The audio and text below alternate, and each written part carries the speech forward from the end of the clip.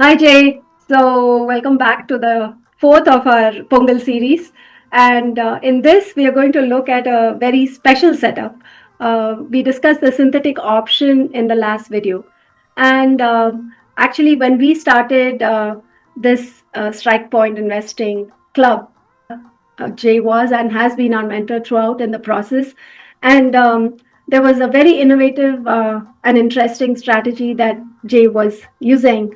And in her honor, we named it NinJay because, we were looking for a very dynamic name. And if you look at our Strike Point logo, it has a ninja on it. And to honor Jay, we called it NinJay. so, Thank you. so let's look at this twist to the synthetic option that Sure, Jay taught us. sure, Ramya. I'm humbled and honored to actually walk through this so-called NinJay strategy. You will not find this anywhere because this is a nickname that we have given for a synthetic option which has four legs. Basically, this is nothing but we did discuss about the synthetic long option in our previous video. But while that has unlimited gain potential, that also has a risk, especially when we are going far dated like Jan 2028 and all that. And there are multiple earning season within the next over the next 2 years, and then it can go up and go down and all that. And when you enter short put and then buy call, the short put margin is kind of, it can fluctuate, right, as to the extreme level of holding the entire amount at the strike price as well.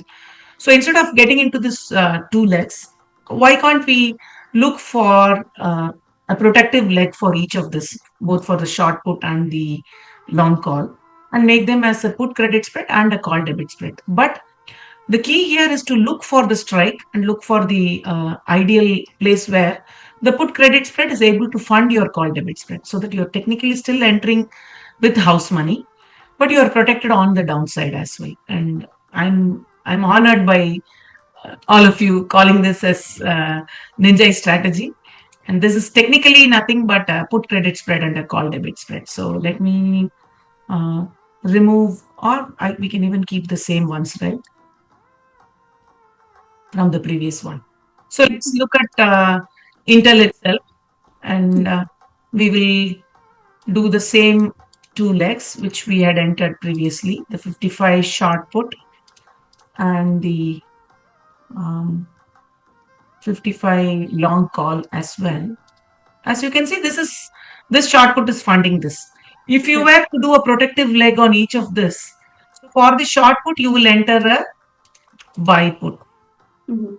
And do you have any strike in mind, Rami, for this? How about let's do 35? 35, okay.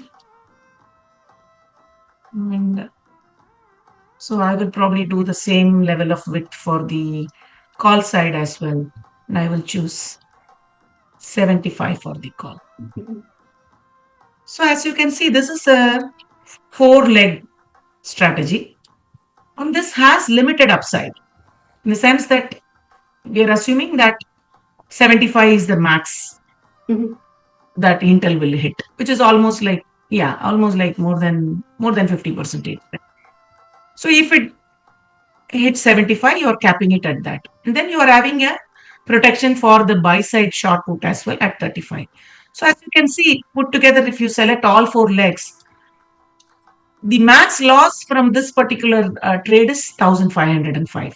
Mhm. And the max profit that you will make from this particular four leg strategy is 2495.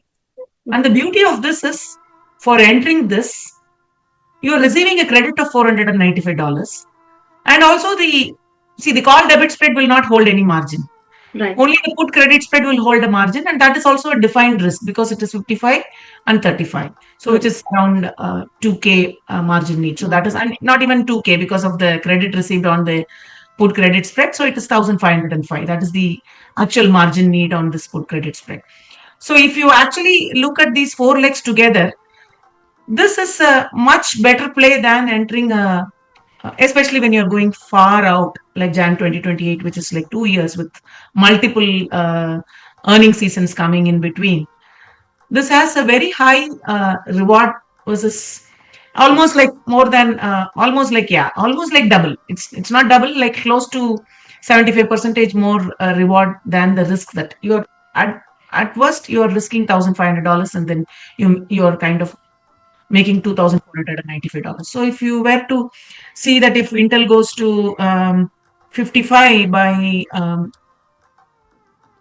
even May 2022, you're going to make profit out of this. So if Intel goes to let's say 65 by 2027 sometime or 2026, you're making $596 profit. So for receiving a credit and playing completely with the house money, you're receiving quite a bit of uh, profit from this particular strategy. And since this is And by kind of house money, you're talking about the margin that you're using for the put yes, strategy. the house money in the sense because you're getting a credit and you're just blocking the basically the house money is nothing but the margin buying power Margin. that the platform gives you for the cash and the stocks that you're holding.